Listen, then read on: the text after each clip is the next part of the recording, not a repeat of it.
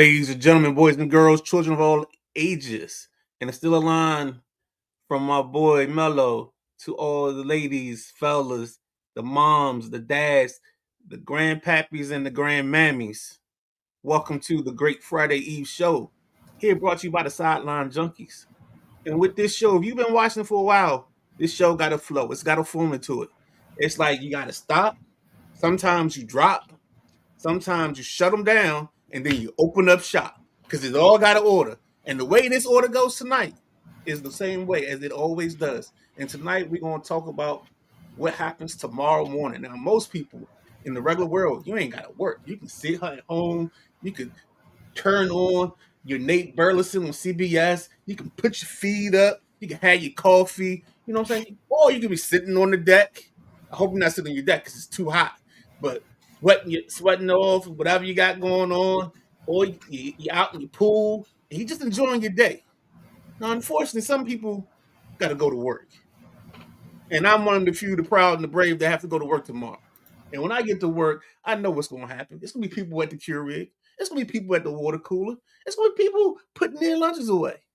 Everybody going to be a little sad and tired because this is a long week because it's in the month. You got to know how in the month is.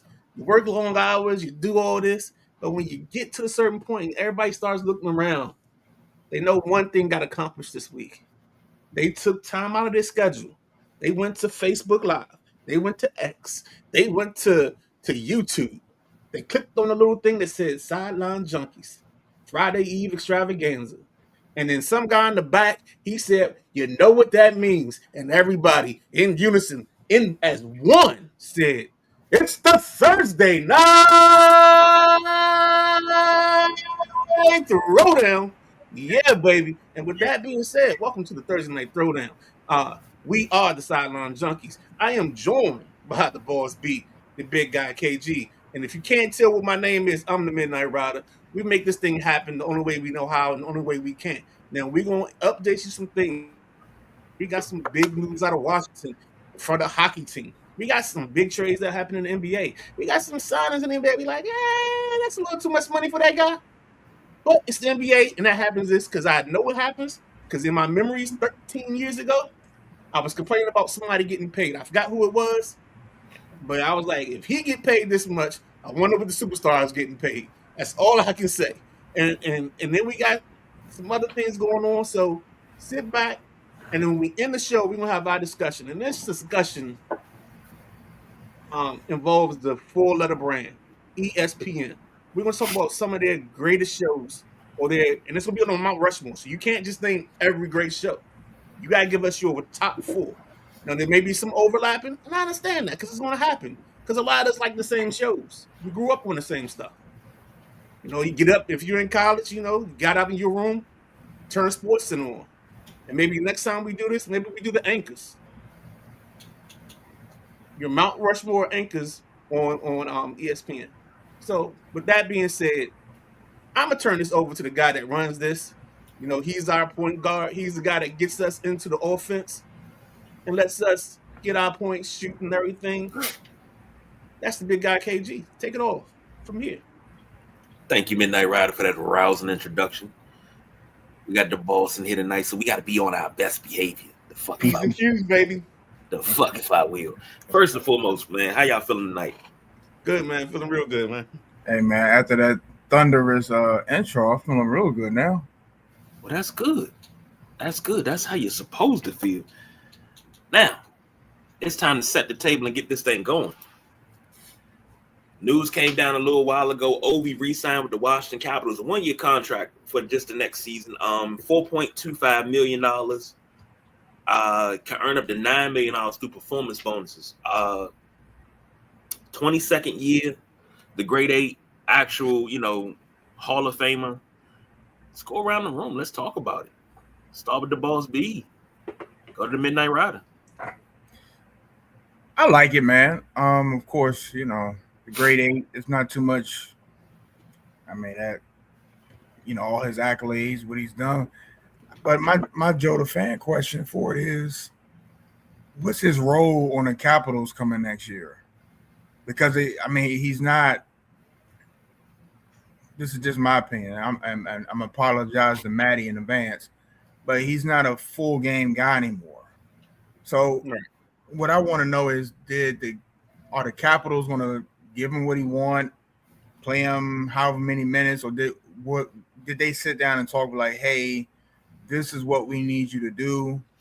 This is, we're going to try to get some guys in here to kind of build on the future and build the Capitals past number 8.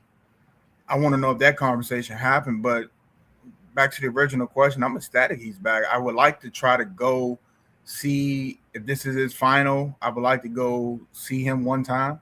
I've never been to a hockey game. Oh, So, that's experience. yeah, I've never been to one, but what better way to go see one of the greatest in his career?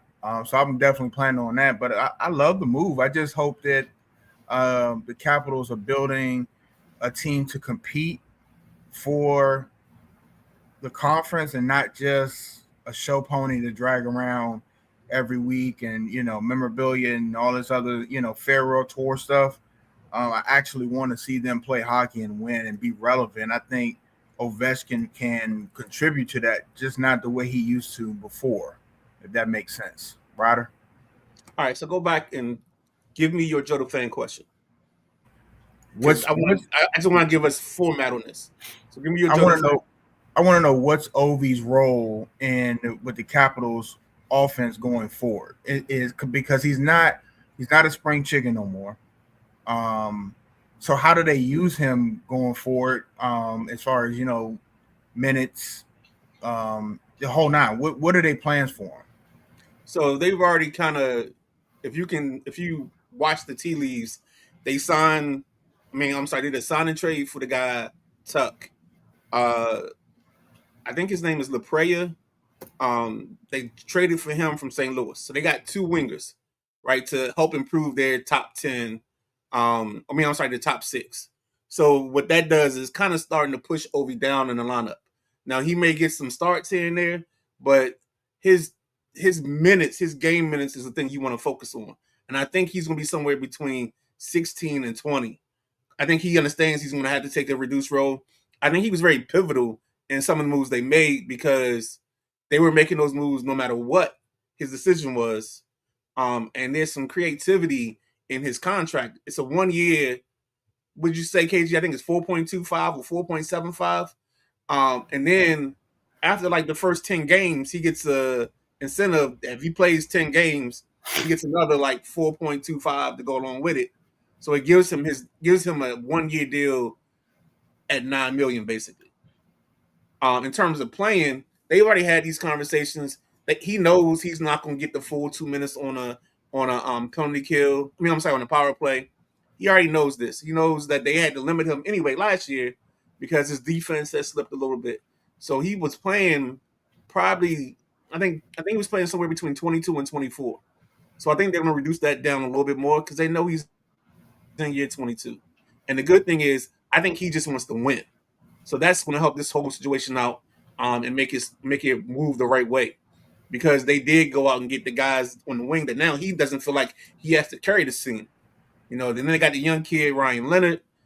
They got Ilya Protas playing the young guy playing center. They've got enough young talent on the bottom. This is going to probably be, no, it's not even probably. This is going to be the deepest center forward setup that the Caps have had ever in terms of the ability to score, the ability to pass.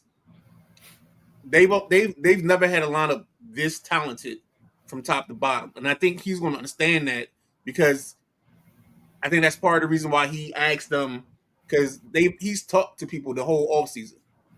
So he's had these conversations, and that's the beauty of this is that they've talked. Like this isn't going to get pulled up on them. It's not a surprise. They've had the conversation, so that's how I see that playing out. One more question before we go to KG. So what line do you see him coming out on? The second line? So I think he may come out on the first line out of respect, but he's not going to play first forward minutes. Makes sense. Okay, I got you. It depends, and it also depends on the matchup because they're probably going to play matchups and he'll get in. Like hockey's the one sport. Like who starts doesn't really matter because sometimes you're starting a line, because you want to get a certain line on the ice. You want to create the matchup. So if you feel like you got an advantage, and what they're going to have, they can have a line with like, um, what's his name? Not Protus. I'm sorry, Tom Wilson, the guy Tuck, and that center. They can have John Luke, and that's like three guys that are like 6'2" plus and 220 plus on this all together. That's a heavy line to be going up against. They can start that out and try to intimidate teams and put the pressure on them, and then you come in with another group. I mean, they got so many options. Down you got Leonard, you got Ovechkin. You just have guys that can all score and be effective scorers. Guys might have a down year just because, not because they're not playing well. It's because they're not going to just have all the opportunities they would normally have in a different situation. Something that I looked at, and this is as far as legacy wise. I remember the knock on Ovi was he wasn't as good as Sid the Kid. But I noticed that nobody ever talks about that anymore. And he is revered like he should have been for, his entire 22-year career. But one more year, if he can walk out with the Stanley Cup,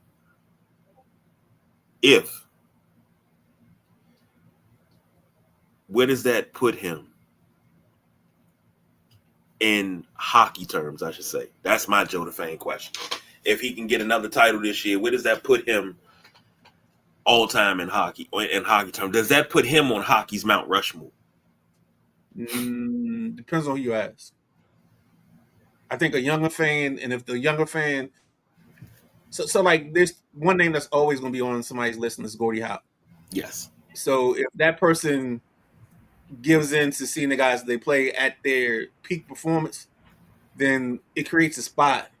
But I mean, there's competition there because some guys won more cups, because some guys were better two-way players at certain times. It depends on all that stuff, and the playoffs hurt Ovi a lot more than we think. So that could be a place where he may not be on the Mount Rushmore, but he might be like, if there's a little hill right beside Mount Rushmore, he might be sitting on that hill. You know what I'm saying? I'll take that. In the honorable mentions.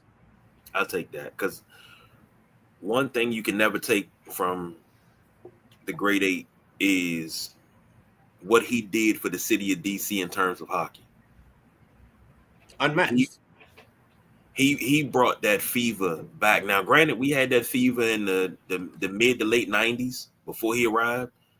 With Ole the goalie, Adam Oates, and Peter Bondra, and all those guys. You had that feeling, but he brought a feeling that is unmatched. And I would say that 90s team is like when somebody says, like, you wrote a hot line, but I made a hot song. Like, I think that's that comparison. It's like 90s was a hot line, but Ovi made this a song. Like, Ovi has changed the dynamics of the city where, we're looking at rinks all over the place, fielding teams. A couple years, I think last year, we had the kid from, like, the Ashburn travel hockey team on the network, in the passenger seat. And I mean, the kid was we're talking about kids that are into a sport that A, is pricey, and B, I mean, 20 years ago when that 90s team was around, those rinks weren't around. They was traveling all to one place or two places to play. If you played at one of those two places, that was it. Agreed.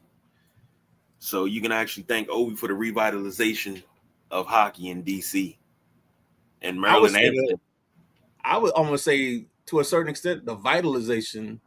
Not to disrespect the prior the people that put the footprints in, but I mean, you got people that put the footprints and the hieroglyphics, but there's some people that put the buildings and the monuments in the ground. And I think Ovi's the person that put the monuments in the ground, and not had to hide them in a cave written on the wall in the cave. If that makes sense. Final question, and B, if you can hear me, this goes for you too. Does Ovi get a statue somewhere around Capital One, the Kettler Sports Complex? It's not called Kettler anymore. I forget what it's called now. But does he get a statue?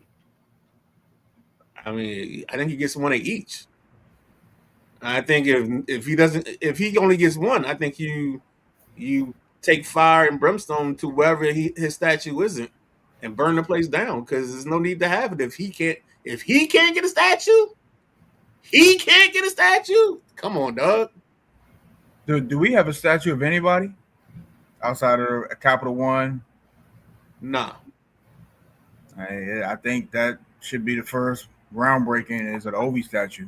Just got to figure out where to put it. But if you think about it, I think it should go at the arena, not somewhere you got to go out your way and get to. You should be able to see that every time you go to a game, a Capitals game. And think about this: the renovations that are taking place. I'm sorry, KJ. The renovations that are taking place at Capital One, I think they're in phase 2 right now, going into phase 3, where they're overhauling the whole MCI Center and making it more modernized and everything else. So I think for sure, knowing Ted, I think he already has a place in mind for said Ovi statue to go and to be present. I can see that. I think that if you put a statue up, I agree it's got to be in the stadium, around the stadium. But here's a question: who has played in Capital One, MCI, whatever you want to call it? Who has played there that has been more legendary than him? Nobody. Yeah, nobody. Now somebody argue like, well, Jordan played it. No. No. I'm talking about who played there on a regular. Who came to DC and lit DC on fire on a regular in Capital One. Right. So yeah, it's only right that it goes there. Mrs. Boss said, we made the story complete. It's not complete yet. We still writing chapters. Got to write them chapters. It'll be complete if he raises another Stanley Cup. That's when we can say it's complete. But I would never say the story's complete. I would just say it's another chronicle in the legacy or in the module of time. Because you can't complete the story unless you do away with what's there. And unfortunately, the story is always going to be written. We always going to have pens to pad and talking about the Capitals. They're always going to be writing their history. So you can't say the story's complete, but you can say that he finished the chapter. God damn. See, B, this is what I'm talking about. SAT words, philosophical, giving you writing advice. The dude does it all. He does dope shit. That he does. So let's put this out there right now. Don't know when it's going to be, but we got from November to April to figure out how we're going to get to a hockey game. I would say that's something we should try to do. And I think that's something that if everybody can't do it, I think we should make sure it's done. So it may not have to be a situation where all 3 of us can go, but as long as 2 of us go or even one of us go, I think it's just something you got to do, man. Yeah, somebody got to go. Well, yeah. Somebody gotta go. I want to see Ovi skate. I've been saying that for the last couple of years, and I've been giving the advice. Stop saying you're going to do something. Go do it. And I've never been to a hockey game. Like, I'm telling you, I'm telling y'all right now, I've gone to, I think I'm at like 5. First one was on the glass, because I went with Duval Paul. After the first one, I was hooked. I was like, yeah, I got to go again. We went later on that season. We sat in like the club section where they have a waitress comes to you, and anytime you see Duval Paul, just go Nilo. He'll break out laughing, man. We had a night, boy. I know I made it home. We had a night. I don't know how I got there, but I made it home. I've had a couple of those, boy. There's one night at what was it? Busboys and Poets. when I drank them out of Crown Royal. So, yeah. That look. Once you said Crown Royal, no need to say no more. I already know. Switching gears, we talking about signings. Let's talk about some NBA signings. We got free agency going on. I got a couple free agency questions for the panel. Landry Shamet is going back to the Knicks for $24 million for 4 years. We'll get to the trades. Norman Powell to the Bulls. The trades first, because trades are more important than signings. I think the trades are more impactful. You got the Clippers sent Kawhi Leonard to the Raptors for Brandon Ingram. Grady Dick, 2 first-round picks. I still ain't forgot that joke from the other night, but we talked about that. But it's finalized. The Jaylen Brown trade, I can't find all the details on. Please inform me of the Jaylen Brown trade and why it took so long. It's Jaylen Brown to the Sixers. The Sixers gave up Paul George. There's a pick swap in 28 and 29. There's like a first round pick in 33, and there's another regular just first round pick. And when you look at it on the back end, it looks like the Celtics got they got Danny Ainge in this deal. They ended up in the short end. But if you look at it again in the scope of the NBA and what's going on in the NBA right now, I think Jaylen Brown makes close to 60 million, right? And then Tatum makes about 60 or so. The problem you're going to have with both of them on the team is that's 120 million. I don't know what the line is to get you to the first apron, but I know they're going to be with the rest of that team with Peyton Pritchard and Derek White getting their deals. You're going to be close. You're going to be either over the first apron or knocking them right there on the door. And by the time you finish filling out the rest of that team, guess where you at? The second apron. And those penalties are punitive. And I think I'm not saying this is the right move. I think it's prudent because you move Jaylen Brown and you get yourself in a place where you add some other pieces. I think it's almost like the Billy Bean situation where, you lose a big player and you want to make them up in the aggregate. And I think their aggregate is Derek White and Peyton Pritchard. I think if they can make up the scoring or some of the stuff that's missing there with those shot opportunities, they can create Jaylen Brown with 2 players or his impact with 2 players. Do I think it's smart? I don't know. I'm going to say no. I don't think it's smart, but I think it's prudent. That's why I use the word prudent, because I don't think it's the best decision, but I understand the decision on a financial side. And I think there was 2 people that wanted Jaylen Brown out of that city anyway. One was Tatum because of the comments, and I think the other person was the equipment manager because he was fucking up all the towels. So that's how I saw it. BJ? I think they had to get rid of him, man, after whatever they had fell through beforehand. I think that completely damaged the relationship, because you look at it, you're like, for Paul George, of all people, you know what I'm saying? But and then in you back in the East, so you have to see him, you know what I'm saying, on a consistent basis. But I think it was just one of those things where it had to happen, and we're just going to roll the dice and we'll take the best deal available, because there's no way he could have laced up the sneakers and been on the court for the Celtics. It just wasn't going to work. It's too much turmoil. It's too much going on. So you had to make a move, and we just see, the kind of how people's value dropped, just like Ja. Once that failed trade didn't go through, it was kind of wrapped for him in Boston.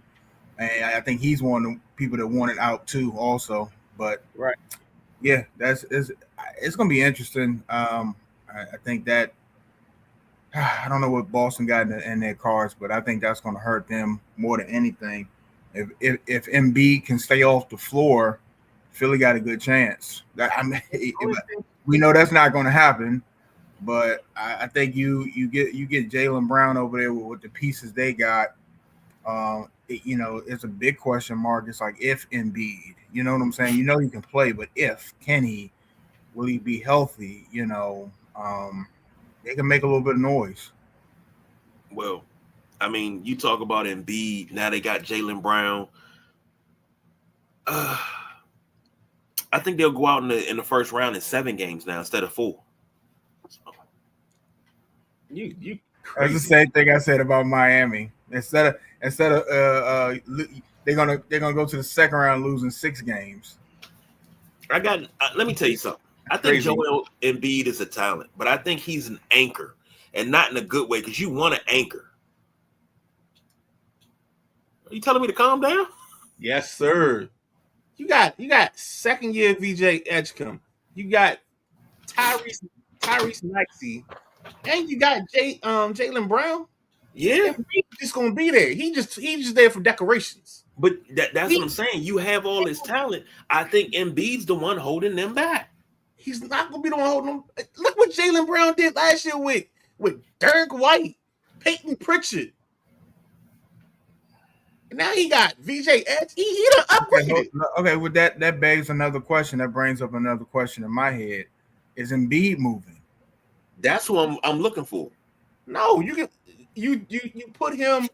I think you manage his schedule from this point on. I think you put him on a twice a week schedule. No back to backs, because you can win in the margins without him. You don't need him in October, November, December. You need him in May and June and July. Well, he don't play in July, so May and June. So let me get this straight. He's You telling sponsored me from. Go ahead. you telling me the face of my franchise? Not the face no more. Yeah. Max is the face. I don't know if I 100% agree with He's that, but four. okay. If I'm the Sixers, he's third. He's at best he's third If I'm the because Sixers, at it's first day Brown. as GM, I'm trading his ass. I'm trading his ass for a washing machine and maybe a load of clean towels. You're not gonna make that trade for that because it doesn't make sense. It doesn't. It's not gonna make sense for you. You can't make yourself better moving off of him. So you keep him and take advantage of what you can with him. You But manage. This is a situation where you manage the product. You but you're manage. telling me that I can let the young bucks run the show while he sits out. He don't play no back to backs, and he's playing twice a week. But I'm still running with the young bucks. What do I need him for? What am I paying him for? Because you're gonna need the big later on in the season when the games get more important and we come half court. And the NBA regular season is one style of basketball. The postseason is another. You just all you need him to do is help get you there. And then when we get there, he can't do nothing. You don't need him to lead. Yeah, not anymore. If Jaylen Brown's Yeah, there now, he but can. I think one of the problems that Philly, and it's not just a Philadelphia thing. I think that they try to make Embiid a one because of the talent. Sometimes the talent says one, but you can't be the team can't go through you. Right. So now that it's going to go through Jaylen Brown, yeah, that takes some pressure off of Embiid. I still worry about his health. Even if he doesn't play back to back, even if he doesn't, they manage his schedule. It's just he's turning into he's not turning to. He's been that a glass figurine, and you really have to watch where you put him and how you put him down. And now all of a sudden he's gone for 3 weeks. They can do all of that, and then in May he pulls his strains his quad or something. I mean, it's always something with this guy. Him and AD in the same territory. That's why I keep saying, when Washington and people were rumbling about AD going, look, just let me know where he's going so I can gas up the pacer and take him. Right. Just let me know. But I see where you're coming from, Ryder. I just worry about, like I said, even if you do all of that and manage his schedule, he's still going to get it's going to be something, but it's going to Totally be understand. interesting. No, I totally understand where you're coming from, dog. And that's the beauty of this whole thing is we won't know what we don't know. Mm-hmm. It's going to take us until we get the season and we see it play out. But I think from a standpoint of Philly, you can be a little bit more delicate in the situation of managing him, and maybe he doesn't have to do all the heavy lifting. You can let him sit out here and there, and you can do all these things because you got a ton of three guys that your top three guards or your guard and your forward, however you want to call this scenario, can get you a bucket any given day. Any given day, they can make buckets happen. So all you do now is you got to fill out make sure you got the stuff on the periphery.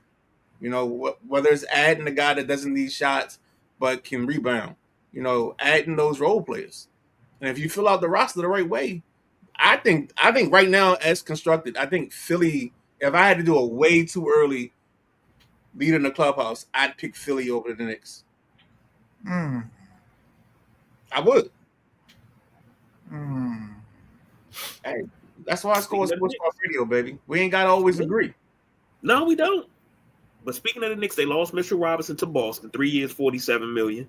Yep, that's a good move for Boston. Yes, bad for the Knicks, but good for Boston. Here's one that I know is really going to be near and dear to your heart, Midnight Rider. Your heart. This is for you. Tobias Harris to the Spurs, 2 years, $30 million. Y'all making fun. Y'all making fun, but they need him. It's a beautiful thing. I'm a Tobias Harris man. I love Tobias Harris. That's my guy. We watched the Spurs. We watched the Spurs go on scoring droughts when the Knicks would come, especially in the finals. The Knicks kept coming back. They need somebody that can put the ball in the basket. They need to do some shuffling around. It'd be interesting to see who else moves from the Spurs, but I'm not gonna say anything about that. But yeah, you always need a basket scorer. You need somebody who can get a bucket. You know, even if it's I think buckets. Tobias, he can give you what 15, 10. We can give you 10, 15. Then had then he had them super Tobias nights where he give you 35, 37 points, something like that. Really? You know? Yeah, he'll have a night. He'll have one night like that a year where he give you 35, 37, maybe 38, and you like, oh, that's the Toby I know. And then the next night he give you 2. That's the Toby I know. But now here's the thing, and this is what I be trying to explain to you, Midnight Rider. Tobias Harris he can be a 15 and 5 guy. He can be a glue guy. But every time he gets settled, I get what you're saying. Because I could also be Idris Elba stunt double in any movie he does. I got you. I hear that. I hear what you're saying. I got you, bro. So you don't think Tobias Harris can give you 15 and 5 off the bench? I don't even want to venture to find out. It's bad enough we signed Quentin Grimes. I don't know what that's about. Man. So, hey, I just seen that. Where is it at? Y'all got Colin Sexton. We signed the Backstreet Boys and Quentin Grimes. You think I'm happy right now about my team? 4 years, $60 million. Yeah, okay. Somebody said, why is it that Rob Pelinka want to be a daggone GM now? He want to actually put pieces together. I don't know what he's putting together. We got Walker Kessler, overpaid him. We got Austin Reeves. I guess Walker Kessler's gonna block the shots that Austin Reeves gives up. What was the starting five somebody put up? They put Austin Reeves, Luka, Kessler, Jake Para, whatever his name is, and some other Russian guy, and they called them Snowtime because they're all white. They called them the Lake Street Boys. What was the other one I heard? It was something else, but Malibu's Most Wanted. Wow. I don't know what we're doing here. I've never seen a starting five of all Caucasian guys. I'm not trying to be racist or nothing. I'm just saying this is basketball. I think we need a brother or two. That's all I'm gonna say. I think we need a brother. You got Bronny James. You do got Bronny. Got Bronny James. You still have the lineage in the franchise. The seed has been planted. You know I like doing this podcast, right? So I'm not gonna comment on what y'all saying because this could possibly like management. I know BJ's on the show, but like somebody else or somewhere else might fire me if I give my full thoughts on this. Oh man. Speaking of LBJ, oh my God, I can't believe I'm asking this question. But I'll ask it. Al Horford just got a 2-year deal for $13 million from the Warriors. Is there a market for LeBron James? Yeah, Of course. Now I asked that because it's all this speculation. Well, he's going to go to Golden State. He's going to go to Philly. They trying to recruit him to Philly. He could go to Boston. He could go back to Cleveland. He could go to Chicago. He could go here. It's like he can go to Miami. It's like all these different places that are speculating, but nothing's concrete. It's like, okay, you get LeBron. Who's going to be? What team is going to be better with signing a 41-year-old LeBron James? I'm gonna post the same question I asked Ryder about Alex Ovechkin. Where is his minutes going to go? Are you going to let him control your franchise, or is this a franchise where no? If you want to come here, this is your role, because that's where LeBron James is in his career. As great as it's been, as you know, as amazing things he's done record-wise, he's a point in his career where, hey, maybe you could be the sixth man of the year, especially if you come into a team where they already got their lineup together. You know what I'm saying? They line up the chemistry. You know, it's so much that comes with LeBron James, though. Like, and that's the thing. Rich Paul and Clutch Sports. It's so much that comes with that. And I think if you let him come in and dictate who's who, but that's what I'm saying. You know, if you play into him, I think you've already lost. I think it has to be a strong enough team and organization with already has their centerpieces where he know he's coming to help. He can't pull the Carmelo Anthony like, you talking about me coming off the bench? He can't be that. If he's going to be that, it's not going to work.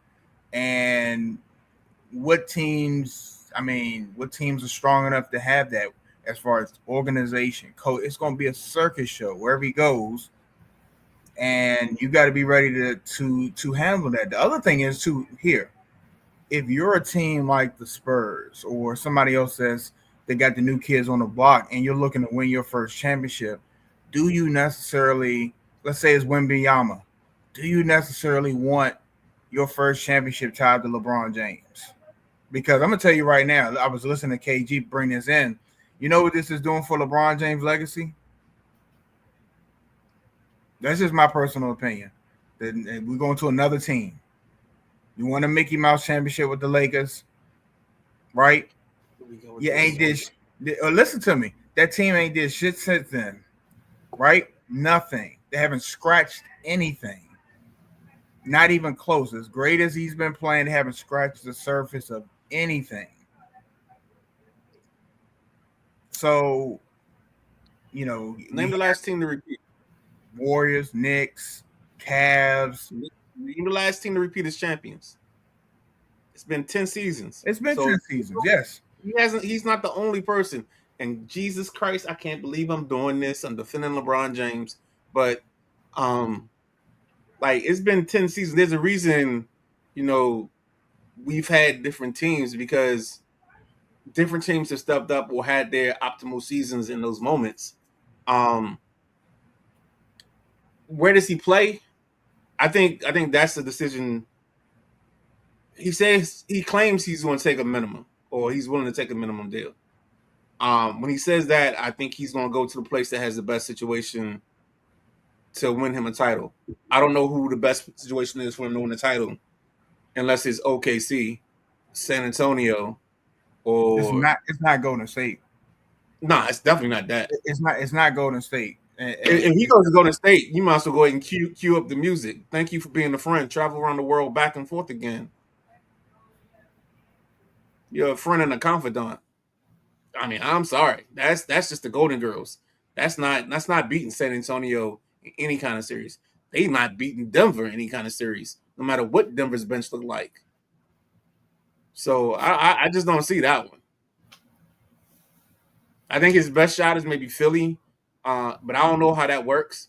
I think he has to realize or has to feel like he has to be in a place where somebody comes to him, and this might be a situation where he goes back to Miami. Because Pat is the only guy that I think can do this. Sit him down, look at him, and say, I don't need LeBron James from 2012. I don't need the guy that told me he's going to get me one. That needs to be done. That's what needs to be done. I don't need that guy. The guy I need or the guy I want is the guy that's going to sit back. He might not score. You might score double digits, but you're scoring 12. You're scoring 13. You might not start. But you're getting 10 assists. You're going to get me 10 rebounds because you're going to be an ancillary part and not a main part. You're going to be a Randy, a Tito, a Ricky Bell, a Ronnie. You're going to be those guys. You know what I'm saying? You're going to be the third guy in shot. It's the truth. That sings, ooh, da-da-doo. You're going to be that guy. He can't be the one that says, and if I ever fall in love again. So like, he got to understand that. That's the part he got to get. You know, if he in the Red Hot Chili Peppers, he got to be the drummer. He can't be the guy with the lead. Yeah, but that's what I'm saying. This is like, what organizations out here are strong enough to tell him that? I think he had. If he's the basketball savant that I think he is, I think he understands that. I don't think he does. Only thing now, I give you BJ. I understand what you're about to say because I know it's his ego, and he's got an ego. So you got to placate that at some point. But I think if he's really trying to sacrifice and get himself to another title, he's got to be willing to give up the good things and settle for the scraps. It can't be steak. It's got to be steakums. It can't be chicken. It got to be the Dino chicken nuggets. You know what I'm saying? He got to take a step back from what he used to. You know, it can't be spaghetti. It's got to be hamburger helper. Like, he's got to be that type of player, willing to sacrifice pieces of his game and pieces of what he wants and take a step back. All right. Well, let's switch gears so we can get to the piece of resistance. Can we take a quick break? Well, not a quick break, but let's take a break. You need a break because I need to get ice. So we need an ice break. Yeah. I already know what you're gonna play. Just play the WrestleManiacs thing and stop building up. Stop acting like, oh, I'm gonna play something else. You know I'm not gonna play the WrestleManiacs thing. Let's not do that. Let's not lie to each other. Oh, okay. You're right. Since we need an ice break, we're gonna take a look at this WrestleManiacs video. Come back and we'll talk some MLB. All right, cool, man. Stay tuned.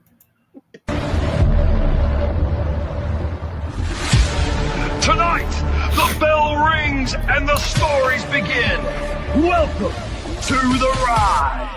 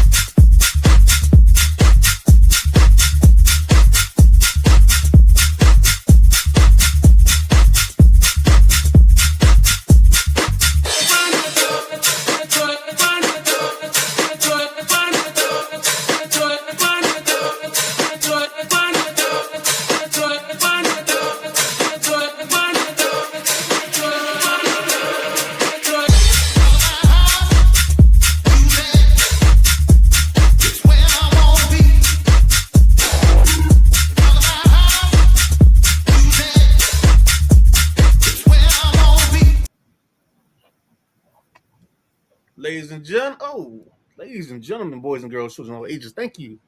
I don't know what that is, but okay. Welcome back to the Sideline Junkies podcast You ain't never danced the house music network. before? Thursday night throwdown. Dog, I've danced to house music before. Trust me. Here's a time from that at Zanzibar, and it's a couple of house parties, and being on the dance floor with the house music, bruh. Hey, the big fella got moves, baby. I'm a dancing bear. But let's get off of the dancing bear and get on to what else we got on the ledger here tonight. I don't know where you're going. You told me to grab your coattail. He's the boss man B. That's the big guy KG. I'm the Midnight Rider. Let's go. All right. Oh gosh, we're going with MLB. Okay. We're going to do some MLB with MR. Now, this is where Midnight Rider kind of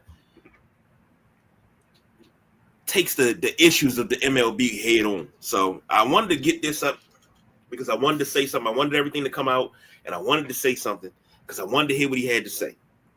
Kate Cavalli and Wilson Contreras suspended 7 games each for bench clearing ball. If you don't know, Kate Cavalli, pitcher for the Nationals. Wilson Contreras is at the plate for the Red Sox. Yep. Cavalli struck him out, and he said, "Sit down, boy." Contreras didn't take too kindly to that. Looked at him like, and what? And scrum. Midnight Rider. That's a very bad interpretation of what happened. It was more so he said to sit down, boy, and I think Contreras was out of it, and then he just heard him yapping. And I don't think he ever heard what he said. To be perfectly honest with you, I don't think he heard what he said. I just think he heard the yapping. I was like, "You talking to me?" And that's how that situation turned. I hate this topic, to be honest with you, because yes, I know the racial overtones of the boy and everything, but at some point, as a country, as a group of people, like when does every word not get put under a microscope? Something everybody says, and I'm not saying the kid is a racist or isn't a racist. I have no idea. Don't know the kid's background. Kid seems like a good kid, but it's just like we take every grain of sand and make it a beach, and I don't think we need a whole bunch of beaches out here. I just think we need to take it as a grain of sand and let that grain of sand live its best life as a grain of sand. And I get frustrated because I didn't even like I normally listen to the Rooster from 2 to his show in. I think he ends at 4. So I listen to him from 2 to 4. But this topic was just so annoying to me because everybody kept trying to re-legislate what happened. He just said, "Sit down, boy." Have you ever blocked the shot and said, "Give me that shit"? Get that shit out of here. That, to me, in the context of what happened, that's what it sounded like. Do I understand the overtones? Hell yeah. Black man. Traveled to the South. Black man. Lived here. Understand the context of boy. I just don't like the fact that we are so word conscious and not action conscious. Because I can say, "Oh, he can't say boy," but then that same person that says he can't say boy turns around and racially profiles somebody by grabbing their purse when they're walking down the street. Are you part of the solution or are you part of the problem? So like it's funny to me that everybody's got courage on the keyboard, but how you act out your life tells me everything I need to know. So for me, was this a big problem? No, because I thought it was in the moment. And I've heard people say he does that a lot. So I don't think he's doing it. I think whenever he gets a strikeout, he's emotional. I think he says it to anybody. And I think he made a great statement by saying he didn't understand the context of what he said. He said it to a person that's a minority. Boom, boom, boom. End of the story. I thought it should end there. I thought 7 games for Contreras is ridiculous because he plays every day. I thought he should have gotten 4. I think you can give Cavalli 7 because all he's gonna do is miss a start. Yeah. And it never made sense to me when you give a pitcher a suspension and you put number of days. You should always make the pitchers the number of starts they miss, because then they get the equivalent of what the everyday player gets in terms of suspension. Right now, you're doing apples to oranges. He's suspended for 7 games. Well, he's gonna miss his 4th day start, and then on day 8, after the 7th day of the suspension, that's what he gets to do. He gets to go back out and pitch again. Where's the lesson he learned in that? I didn't want to go first, but y'all can go ahead and take it from there. No, I get what you're saying, and now it's so many factors you have to consider, and like and we shouldn't even be talking about it, but where do people grow up at makes a difference, and the words and what they choose to say aren't always racist. It's just what they grew up on. Some people say they don't have a racist bone in their body, but this is social media. It's 2026. You get everything right away. So we talking about before the game even ends. That's floating around on the internet. So of course it's going to go out of control in this country, and the keyboard warriors that we have are going to take it and pour gasoline on it like always. But I agree with Midnight Rider on this one. I just think it was in the heat of the moment. Got a big strikeout. Hey, you talking your shit. And unfortunately, it was against a minority, and we know what that word means if you grew up, and understand the depth of the word, what it can mean, and how disrespectful it is. But I just didn't take it as that in that moment. I just talked shit talk. I've said way worse things. You hear me? Man, boy, we get cut off. If it was a cord, and I'll tell you some of the things I've said on the basketball, they would cut it, and we would never be able to podcast ever again in life. You hear me? They would have us chipped, and every time you turn on the computer, the computer would be like, you could do everything except podcasts. Mm-hmm. So that's why I always laugh, because I talk about the boom mics in the NFL. Like, why we got the boom mic there, but you know how much you picking up? Yeah, You have heard some stuff in the last couple of years about cats saying stuff to people, man. You gotta be careful how much access you give people to in the heat of moment football, or in the heat of moment period. Michelin tire lips. Yeah. Yeah, shit. That never mind. I'll tell y'all about that off the air. I don't want to hurt nobody's feelings, but I like how you guys started, and I as well have said some things to people. I didn't care what color you were. Right. It was in the heat of the moment. Once the game was over, yeah, I didn't. It was like, when you learn how to talk like that? Kiss your mother with that mouth? Yeah, I ain't do heat of the moment trash talk. I was a all game guy, but I wasn't one of those guys that was loud. It was like, if we're playing basketball and I'm checking you, I'm saying personal stuff to you. I don't want nobody else to hear it. And then when you lash out, everybody's like, what the hell is going on? No, and I'm just smiling because I've been in this dude ear all game. All game. Oh my goodness. Probably burnt this ear canal. Yeah. See, I'm from the school of Dennis Rodman and agitating. So you get on the block and somebody trying to back you down. Ooh, you gonna back me down like that, Daddy? That's how you gonna do it, Daddy? Hey, go ahead with all that bullshit. You still a baller? You gone other way. Once you do that, they're out of their mind for the rest of the game. And they don't want to come back on the block after that. Mm-hmm. All you got to do is sit there and rebound because they can't think of nothing else. Psychological games. That's the one thing I would have loved to have done, is me and my boy against, like, in some form we playing a 5-on-5 and we played against y'all. I would have loved to see what that would have been like. Because I don't talk trash that often. I say a little bit here and there, but more so I'll give people a look like, or I'm like Tim. I'm like, damn, ooh, that's bad. I don't really talk a whole lot all the time. I talk enough, but That'd have been fun times, man. Let's get going, man. Let's go. What we got? I'm older than now, so it's more along the lines of, oh, they let you shoot that. Ooh, they ain't gonna let you play with them no more. Yeah. Look, but with this whole, I told somebody, look, you might as well go ahead into Walmart and go get some shoes. Don't ball in those shoes no more. Actually, oh my gosh, not to those. That's cleaned up for the air, but.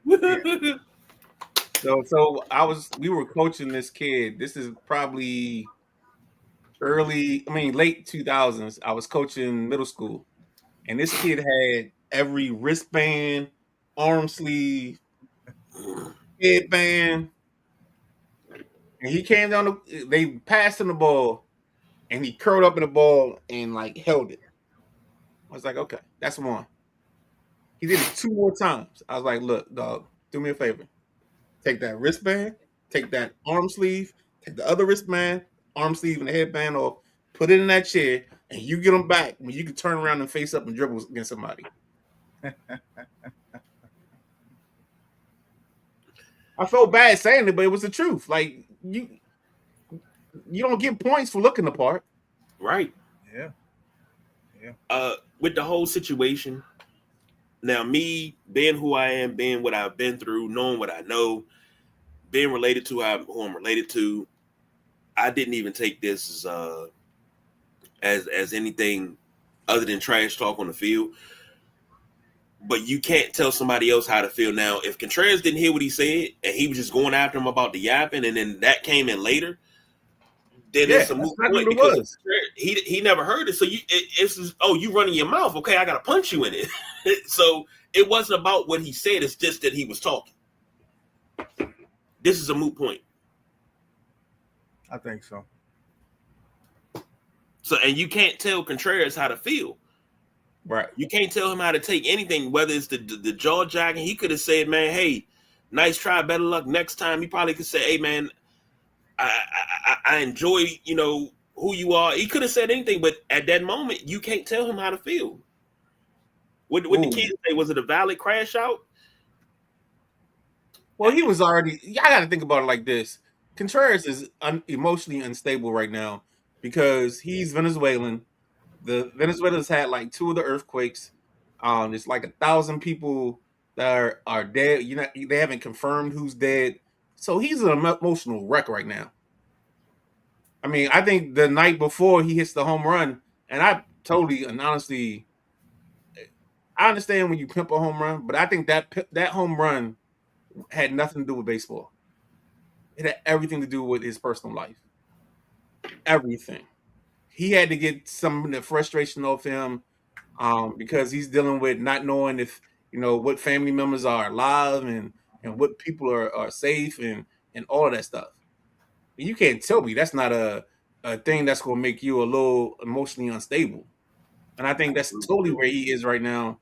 And I'm not making excuses for his actions. I'm just understanding the situation. And I think that's the other thing that we don't get. We don't give people the gravity to be in their situation. We just take the words and run with it.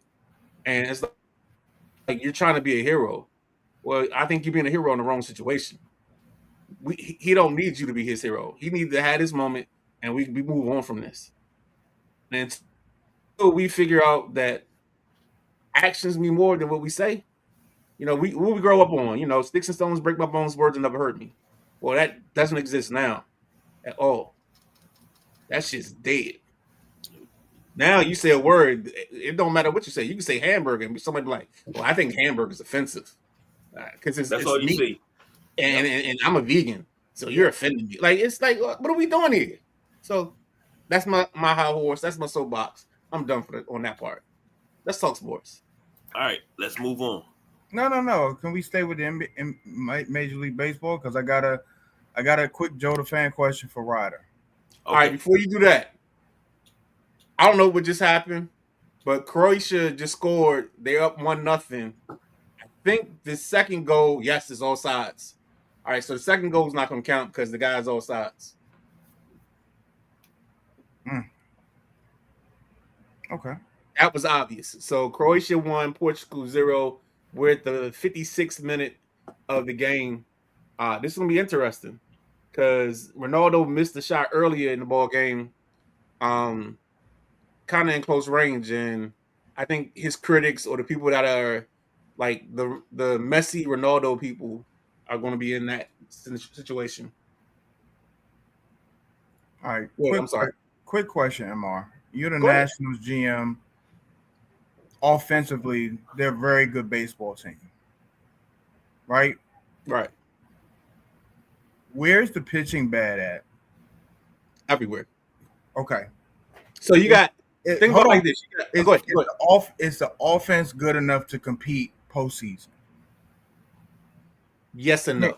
Can it be an offense that can win games in the postseason if you have a balanced pitch? If you put so basically, my question is this: with the trade deadline coming up with them, is there enough out there? Do they have enough pieces to patch something together so they're not losing this really good offensive season? I'd be highly disappointed if they patch stuff together with the season they're having because they're not there yet. You don't want them to go all in for a season that you don't really have the pieces to be all in. Yeah, you got an offense, but there's one thing that always trumps offense in the playoffs, and that's pitching. And right now, at best, if he's healthy, their best pitcher is the kid DJ Hurst, who hasn't pitched a game this year. You got 2 or 3 starters in this pitching rotation that, unfortunately, shouldn't be starting, or they should be the 5th guy starting. They shouldn't be in their spots, and I think it's too much. I think what people don't get is it's too much of an overhaul to try to make this pitching staff respectable in enough time. I mean, they got some young kids down. You can probably pull a kid up, and maybe you get what Toronto got. Dang, I can't think of the kid's name. But Toronto had a young pitcher that they moved up real quick. I think it's just Savage. I might be wrong on the name, or mixing them up with somebody else. But I think that's the kid, and he ended up, having a great playoff run. I don't know if the Nats have that guy that you can call up from AA, and he pitches the season, the postseason of his life. But the problem is that's one guy. I think you got a fundamental problem with the way that bullpen is set up that they just don't have. You can't like people say, oh, go get Aroldis Chapman. Well, we still got to get to Aroldis Chapman. You know what I'm saying? You can have the nicest bridge in the world, but if you ain't got no street to get to that bridge, what you gonna do? Okay, that's all I wanted. No, that's no problem. That's no problem. That ain't no problem. Switching gears. Nightly segment that we have called The Miles Report, where we bring you an update on Olivia Miles and talk a little WNBA, give you an update on what's going on. You gotta still change that picture, dog. Huh? I do. I gotta fix that. This is you. Yeah, that was mine. I did that. You got the lead on this. Yeah, well, I'm gonna put it this way in the Miles Report. We talk a lot about. Before we start, do you have the All-Star game picture? Because I didn't see it. All right, I'm gonna load that up. Go ahead and do your thing. We talk a lot about the Houston Comets being the first dynasty the WNBA ever had. We talk about Tina Thompson probably being one of the greatest rookies. Cheryl Swoops being one of the greatest small forwards. Cynthia Cooper, one of the greatest 2 guards. Kim Pratt, the greatest point guard. One of. Jennifer Arcane, greatest 6th woman off the bench. But out of all the accolades that they have, they don't have this. Only rookie to start a WNBA All-Star game would be the Minnesota Lynx, Olivia Miles. When I tell you she's crushing the competition, she's taking everybody and putting them on notice, yeah, she about to get the female version of the Wilt Chamberlain Wes Unseld treatment, meaning she's going to win Rookie of the Year, and MVP in the same season. And it's not even close. It's not even funny because nobody else is putting up numbers like she is. Nobody else is putting people on skates. Nobody else putting the work in. It's like, yo, she just came into the league and she is dominating.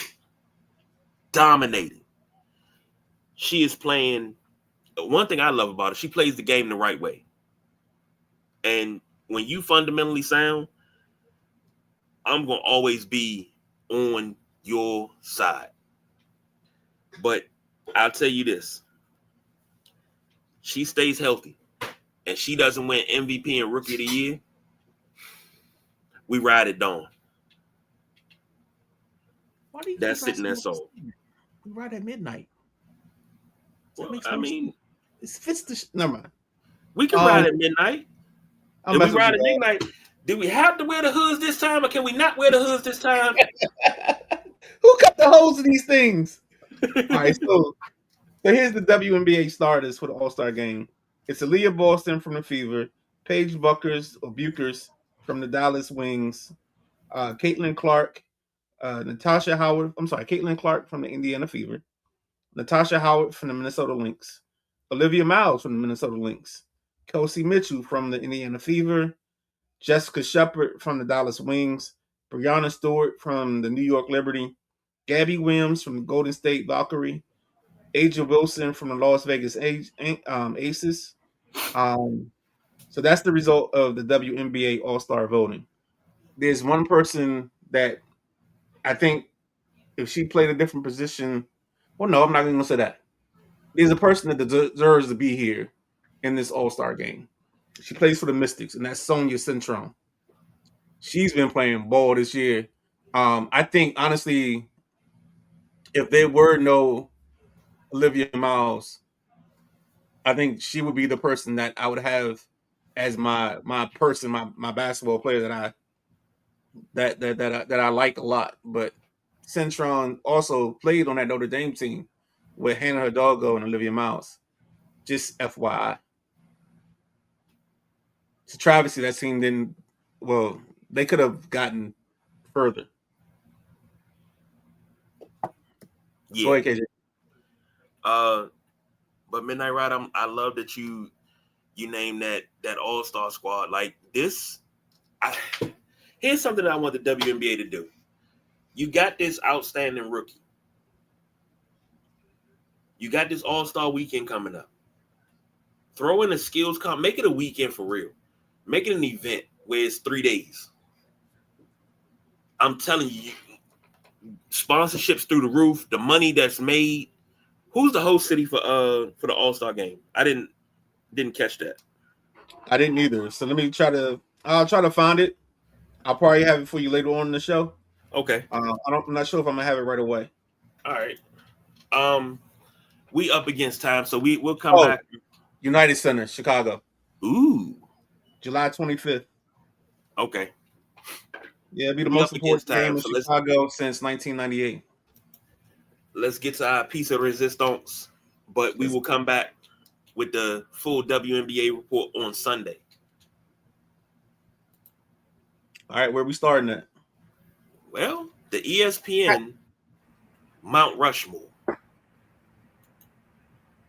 Mount Rushmore. This is your top 4 shows from ESPN. And I wanted to ask a question. I was like, is 30 for 30 a documentary or a show? You know what? For you, I'll give it to you as a show. Okay. All right. So we'll start with the boss, BJ. Let's go round robin. Let's take it around the world. So let's go. What your 4th show is on ESPN? 4th show? Yeah, we going around the world. Damn. Daft Punk style. And if you don't have an order, just name a show. It's okay. Yeah, just name a show. Let's go Outside the Lines. Ooh. Nice. That's a good one. Let's go Outside the Lines. I got the Sports Reporters. Okay. I got baseball tonight. 3 or the next one for you, B? Are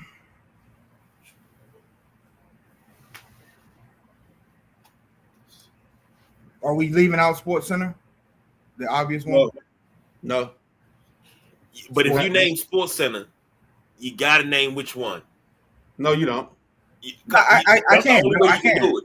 No, Sports Center, Rich Eisen, Stuart Scott. That was 6 p.m. Sports Center, Rich Eisen, Stuart Scott. You know what? Can I take Sports? No, I'm good. Sports Center. I'm good.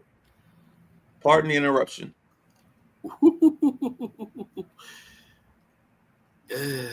Damn. Anthony said it, but around the horn. That's 4 Anthony's list up because he's probably got all 4 of his listed together. He said 30 for 30 is a documentary. No, we'll let it be a show. Around the horn is my number. I'm trying not to say 30 for 30 because I love 30 for 30. I love it. I got 2 more. Pardon the interruption is my number 3. All right, Anthony, we on number. KG, did you give your 3 yet? I gave my number 3 was around the horn. All right, so let's go number 2. NFL primetime. Ooh. Well, the way he says it is prime time. That's my number 2, NFL primetime. NFL primetime. Stump the Schwamp. Ooh. That's off the. Man, I was gonna ask something, but I ain't gonna ask it now because Go ahead. No. Go ahead. We had number 1 now. Anthony says, his number 2, and I didn't even think about it like that, but is college football / college basketball live. Yeah, that's actually a good one. So college game day as a franchise, I'll put that in honorable mentions. It probably might be 4 for me because of the way I watch it. I like that. Where we at? Number 1. Number 1 for me is PTI. Okay. The chemistry between Kornheiser and Wilbon, the show that probably laid the foundation for a lot of shows, was that influential. Give me PTI for number 1. I got SportsCenter at 1, but if I have to pick a version, I'd go Dan Patrick and Keith Olbermann. That was my steadfast. That was my rock steady right there. If I got to pick a version of that show, that's the one in like 96, 90. I think it was still around 96. They were still together. Apartment 204 and George Mason, man. That was on the TV every morning as we was getting ready, man. Oh man, you're number 1. He said Linda Cohn. Mine is Linda Cohn and Stuart Scott. Okay, that's his favorite. Hey, say that for next week. And actually, that's the question. Hold on. So next week, here's what I want to ask you because we gotta define this. Do we want to do pairings, or we do want to do overall personalities? Actually, I think we want to do that Sunday. Whatever day we decide to do it. Do we want to do Sports Center pairings or Sunday Night Baseball? That's a great one. I didn't think we could go wrong. That's why I picked this topic. But do we want to do pairings or do we want to do personalities? Because that could be another 2 shows in its own right. Let's do both. Do both. All right. So we got pairings and personalities. All right. My number 1. See, don't get me wrong. You guys said PTI, Sports Center, and Sports Center for me, of course, Rich Eisen and Stuart Scott. Now I only watch the 11 p.m. Sports Center with damn, I just said his name and I can't even remember his name. Don't worry about the name. Just we know it's 11. From DC, Maryland, my Maryland guy.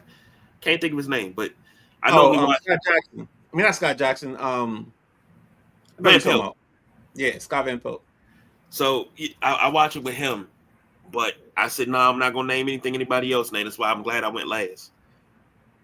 And I gotta go with, if you give me 30 for 30, I'll take 30 for 30, but NBA Countdown. Okay. If you got 2 extras, what would your 2 extras be? 30 for 30. Right. And then what's your other one? My other one, I'm gonna be the worst show of all time. Stump the Swap. I want to be on that show so damn bad. God, I hated that show. It's just, I don't know. It's just one of them things. It's like when you see a color, all of a sudden you don't like it no more. I just couldn't get with it. Man, I think College Game Day is definitely an honorable mention for me. And I think 30 for 30 would no. I'll take that back. I'll go the Sunday Sports Center. Well, how would I call this? It's the Sunday morning Sports Centers in the summer where it's always like somebody's life story. It's not 30 for 30, but it's like there's this little kid in Boston and he's contracted like throat cancer. I know what you're talking about. Yeah, it's there, yeah. That's not, is that the E60? Nah, it might be. It's kind of sort of, but not really, because it's normally the last segment of Sports Center. Yeah. Like you always I know what you're talking about. It's like they're gonna try to make you cry. That's what I call it. Like in the summer, it's the Let Me Make You Cry at Sports Center.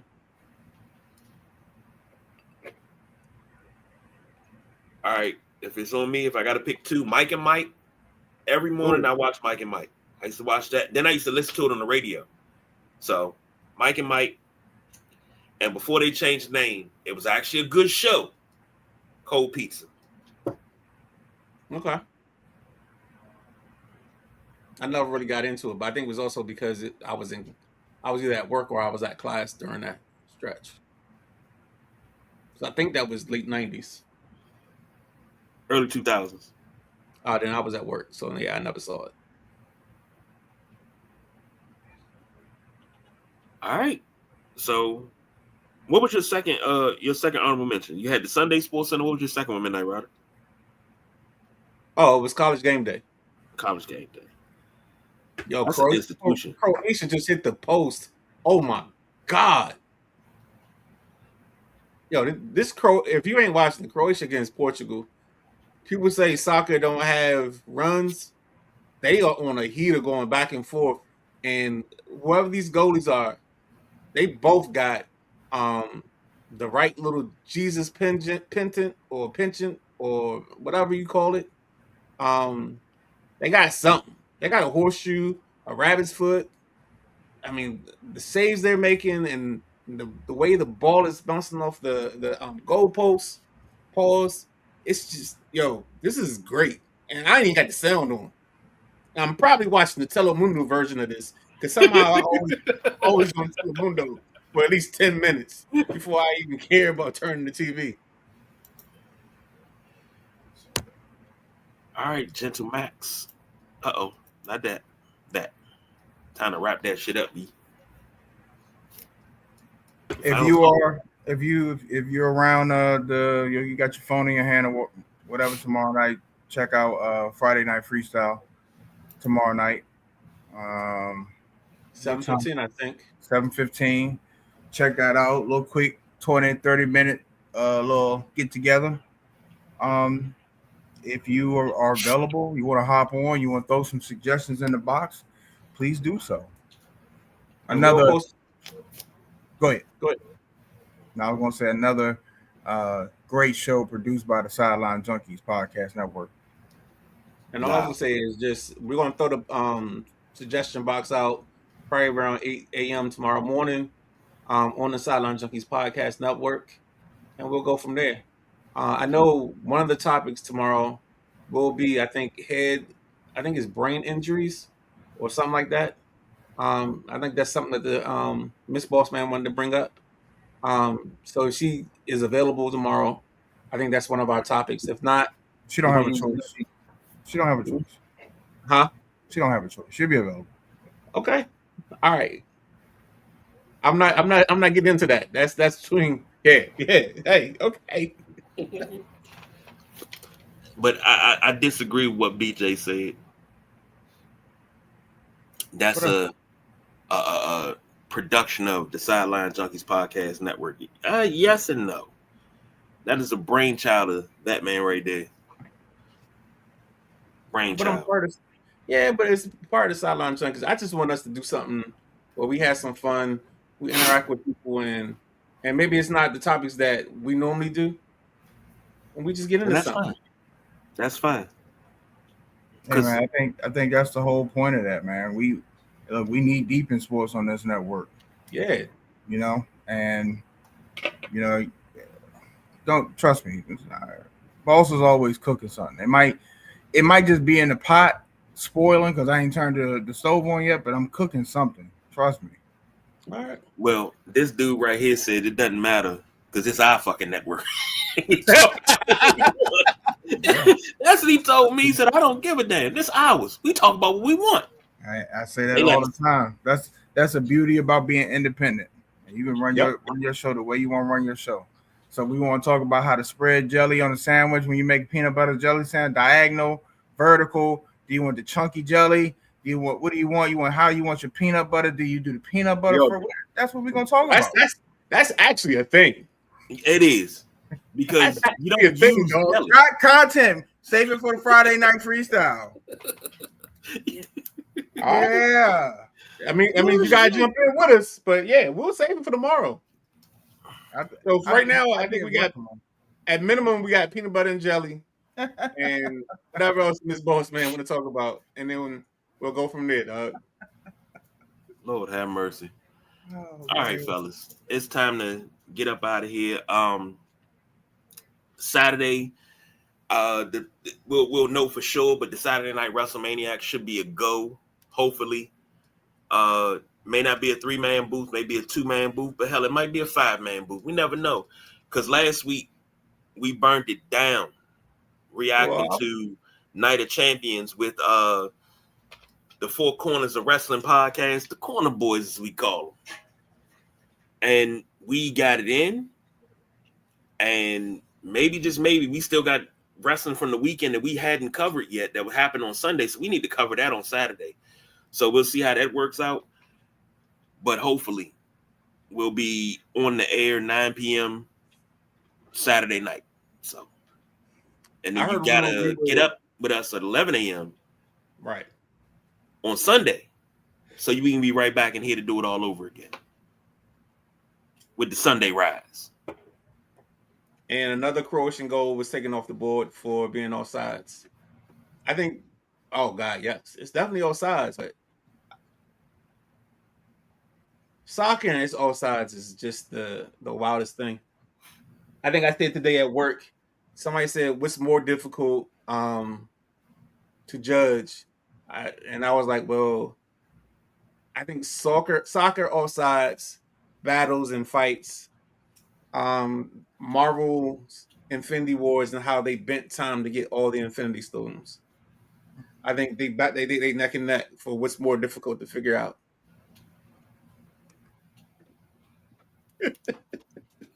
All right.